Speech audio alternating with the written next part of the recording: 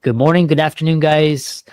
I've got a fantastic guest for the podcast today from California, Aaron Vaccaro. He's an entrepreneur and he's a board member of Liquor Lab, which he's going to talk about. He's also in the finance space and he helped scale Topgolf from a 90 million business to a multi-billion dollar global brand. So if you're not familiar with Topgolf, it's really fantastic experience. And I'm really happy to have him on to talk about entrepreneurship, experiential marketing, scaling to billion-dollar brands, and talk to an awesome entrepreneur. So Aaron, welcome.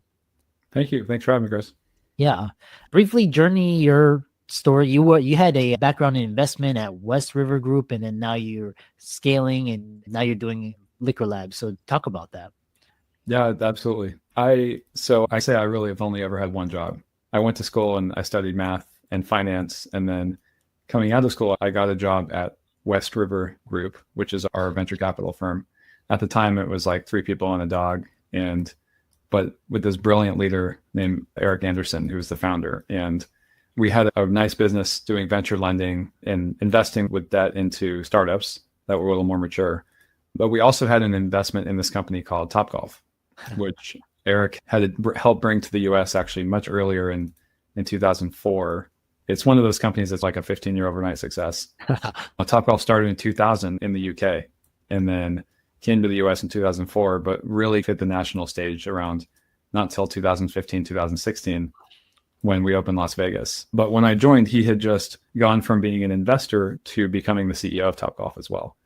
And he brought me on board to be his chief of staff and analyst. And while working for West River, our investment firm, most of my time was spent running around the world helping build Topgolf on finance and strategy and operations. And we can go a bit more into that. But so that was a lot of the first part of my career. And then over time, with our investment firm, we've made investments into other companies, a lot in the consumer and entertainment space, and then also in technology and life sciences and other places too. And my role has evolved a bit, as you mentioned, to going from being just an investor and advisor to these companies to getting involved in actually helping run on the ground some of the operations. And that's been a combination of sort of both interest and attraction for me, but also necessity and sometimes. And so now I'm still a partner at West River Group. We're based out of Seattle. And so I oversee some of those companies and help on new investments, but most of my time during the week is spent running 2 of our companies, which are Singularity University and Liquor Lab. Interesting. So we'll dive into it. And I believe Singularity at University, correct me if I'm wrong, it's Peter Diamandis. That's exactly right. Yeah. So Singularity was an investment that we made, became a big shareholder of, supporting the company from 2015 through the pandemic. And there's a great story there. I became a fan of Singularity before I ever even got a job when I first learned about it back in 2010 or 11. But if you fast forward, West River Group became the lead investor in Singularity. And I now have an opportunity I serve as president, and I work with Peter and Ray and the board there to build that company. So that's part of my day job, which is a huge privilege. And as someone who was a fan of the company, to getting the books and Peter and everything to now get to actually be part of it and an integral part of it has been a pretty amazing journey. And yeah, what we do at Singularity is we teach people about exponential technologies, which we define as those things that are, because of feedback loops and the advancement of technology, are growing exponentially, like AI, and is obviously the hottest one right now. But we also look at biotech and additive manufacturing and big quantum computing. But yeah, that's a big part of my job and a privilege. And then what's funny is on the other side, I spend the other half of my time running Liquor Laboratory, which is like an experiential business that's like cooking classes for cocktails. And it's funny is these things don't really go together on the outside. But the reality is, if you break down fundamentally the two places we invest and how I see the world is, there's the sort of the inevitable, and then there's the enduring. So if you look at Singularity and our technology investments, the growth of technology is inevitable. And there's a lot of businesses in the tech world that Kevin Kelly coined this term, actually, if you look at one of his books. But we invest in things where it's like we know where the world is going. And so there's investing in what we believe is ultimately inevitable. And then there's also things that no matter how far technology goes, I believe are going to be timeless. So whether that's golf or wine or a good cocktail or music, those things aren't going away, I believe. And so they're also worth investing in. And part of the investment strategy that was behind Topgolf and now is also behind Liquor Lab is taking these things that are enduring, but also aspirational. If you think about like playing golf or making cocktails and making them more fun and approachable for the masses. And so with Topgolf, it was like, you want to play golf, you want to hit a golf ball, but instead of showing up for a particular tee time and like wearing funny clothes and spending a bunch of money on golf clubs and feeling like you're out of place, it's literally just show up, we'll put a golf club in one hand and a beer in your other hand and just point that way and come as you are. We break down the barriers of class and race and income, and it's like, we make it accessible to everybody. And similarly, I'm applying the same principles now at Liquor Lab, where you take this thing that I think is timeless, which is drinking with moderation, and this idea of making drinks and cocktails and this mythical character and rock star in our culture who's like the bartender. And instead of having to like have all the tools and have the fully stocked bar, it's come as you are. We put the tools in front of you and the ingredients, and all you got to do is follow along and have fun, and you can learn how to make your own awesome drinks and be the bartender for the night. And what's funny is, we don't need to get into all the details, but the business models behind Singularity and Liquor Lab are actually quite similar. If you think about running classes and teaching and doing the private events and programs versus open enrollment events and programs. And we have our subject matter experts, which in one case are technology experts and founders, and another case are mixologists. So there's actually a lot of parallels that are flywheels that reinforce my learning between the two businesses, even though they look like they're wildly different things. If that makes sense. Yeah, that's a really great segue. And what's interesting is, because we're going to talk about experiential marketing, and it's almost like, because there was a session at Southwest this year talking about movie theaters, because they've basically got destroyed by Netflix and the streaming, but now they're trying to make it like an experience. So what role does experiential marketing play in today's business landscape, and how are those business models changing, and how can brands use it to stand out? Yeah, 100%. I think there's two things there. I think there's both the experience economy, which we clearly believe in. We've invested a lot in, Topgolf being a great example, and now others. And what the data shows is, the most recent study I saw was 70% of consumers would rather spend money on experiences versus on things. There's lots of theories as to why that is. Comes down to demographics and transfer of wealth and different things in terms of what people feel like they're actually going to get value out of. But we know that people are spending more money on experiences versus items and possessions. And then secondly, there's experiential marketing, which is, how do you communicate something about your brand or influence and compel people to do something in an authentic way? And so if we go to that one, Liquor Lab is a great example of why experiential marketing is powerful. So it's one thing, if you're a whiskey brand, let's say, I won't pick on anybody, but if you're a whiskey brand, you spend a lot of money on advertising, billboards, and Super Bowl ads and different places, right? Billions of dollars.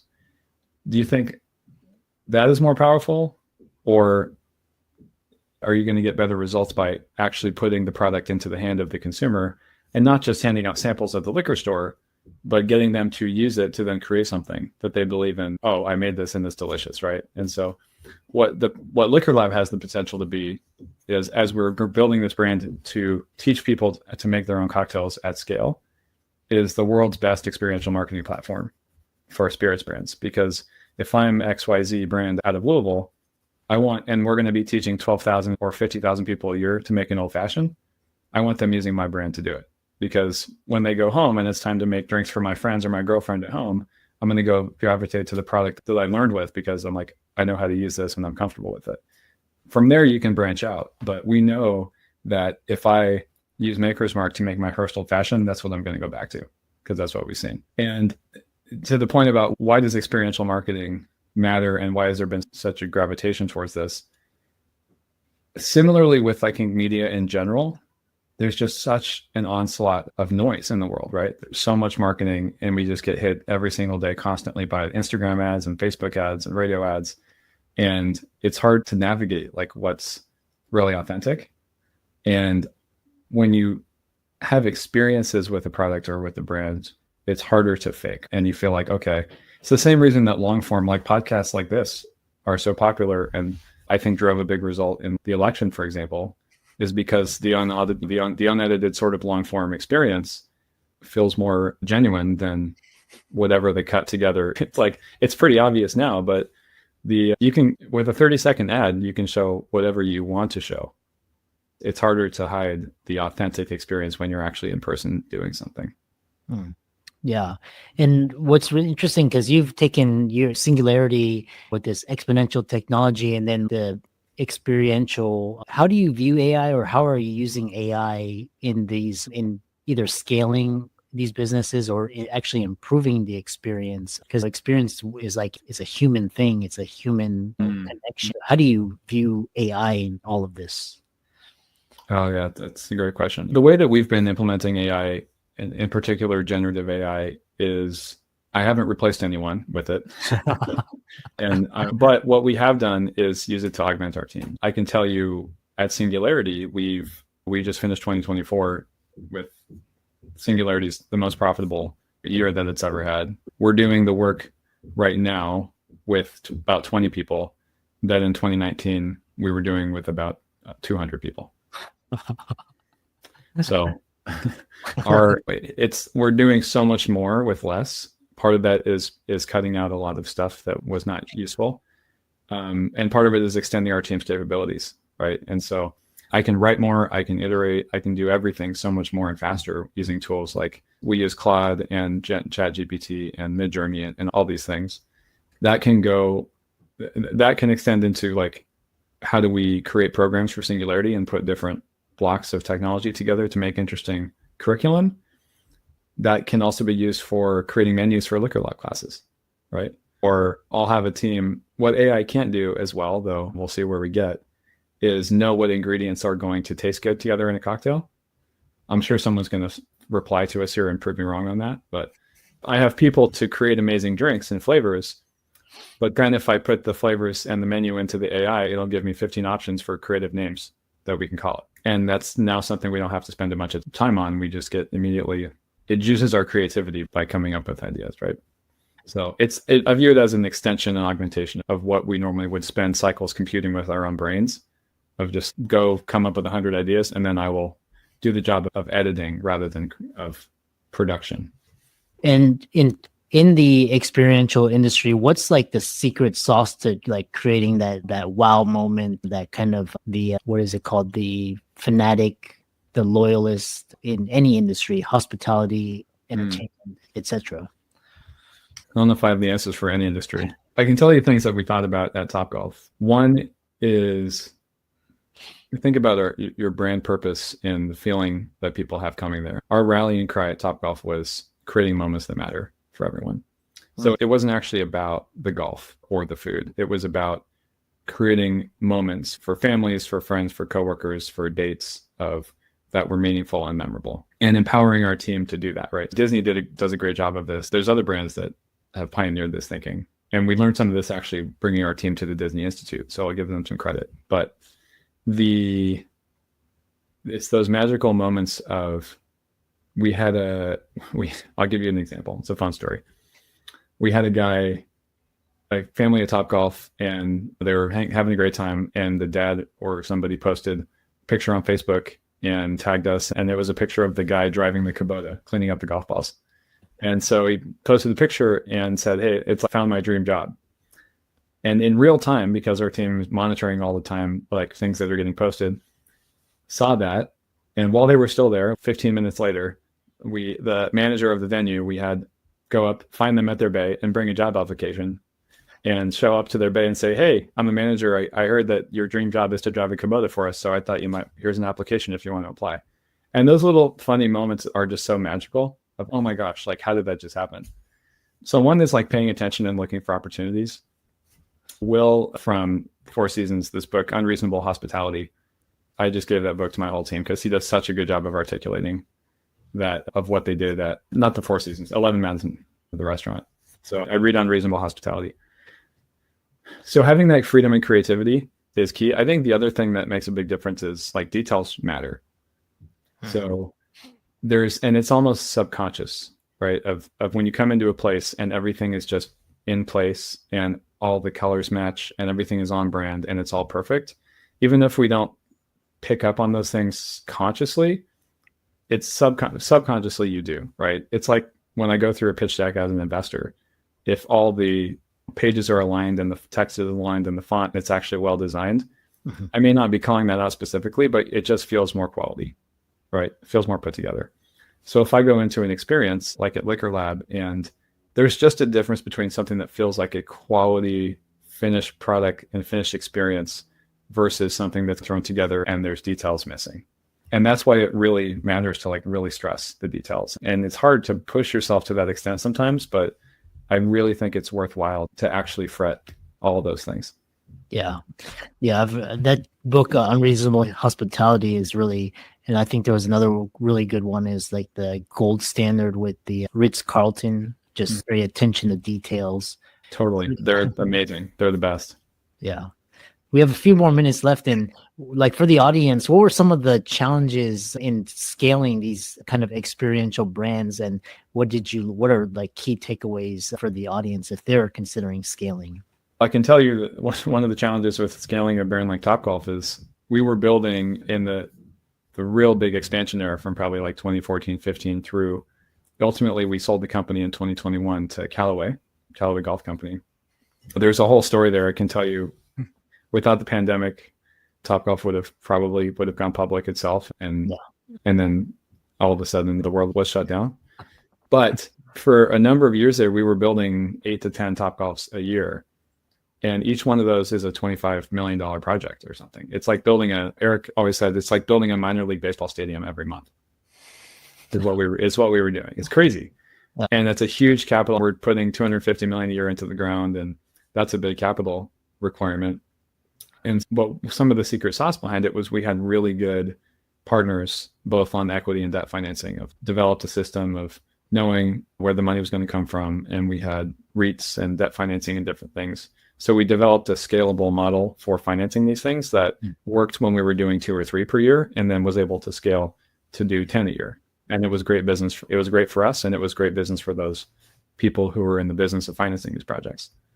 The interesting challenge, though, is I don't think we think enough. I think as the venture capital industry has evolved over the last 20 years, it's extended into all these other places where the venture capital model really matured around technology, right? It's like technology startups and software companies, but now is applied to also brick and mortar experiences and different types of business models. The reason venture capital is so powerful with software is because you can spend some money to build a thing, pay some people to build software, but then it's almost infinitely scalable, right? And so you can get those 10 or 100 or 1,000x returns. Building a brick and mortar experience like a Topgolf or a Liquor Lab, it doesn't work that way. You have to keep putting in more money and you don't get these huge economies of scale and build one Topgolf, sell it to every state. So you have to build it every time. Yeah. And so it's very difficult to see like, how are you going to get a 100x or a 50x return? But you can get a 3 or a 5x return if you have good margins and good performance. And so I think it's just interesting to think about our sort of expectations of returns and capital deployment in the physical world when you're moving around atoms rather than bits. And it's happening. People are building amazing experiences, and I can tell you, we get pitched almost every week on something is going to be the Topgolf for X, right? Which was like the Uber guy used to be, it's going to be Uber for X, or Airbnb for Y. Yeah. Now there's all these Topgolf for X, which is really cool. It's amazing to be part of that legacy. And I was just a part of it as on the team, but it's certainly it's the experience economy is growing. I don't think it's going to stop. I think it's a great thing to create accessibility to a lot of these things. We have another company, Toka, which is like soccer like Topgolf for soccer, right? Yeah. And we're bringing a lot more people to the sport of soccer, just like we did for golf. Yeah. Nice. And if people wanted to learn more about Liquor Lab and connect with you and partner with you, how could they reach you? That's a great question. Come visit us in Nashville and Louisville. Liquor Lab we run classes every week, and you can come have fun and learn something. So visit us in Nashville. If you're interested in the singularity, you can find us at su.org, and we run programs for leaders about exponential technology. We have a program coming up in May called The Future of Biotech in San Diego. And then if you're an entrepreneur or a founder with a startup that you're raising money for, you can find us at West River at wrg.vc. And you can go there and send us your idea. And I actually read all of those. It's, we don't say yes to most things, obviously, but I promise I'll read it. Yeah. Awesome. I really enjoyed this conversation, and really refreshing to hear bright ideas, and keep up the great work. No, thanks for having me. This was fun, and it's a privilege to be here.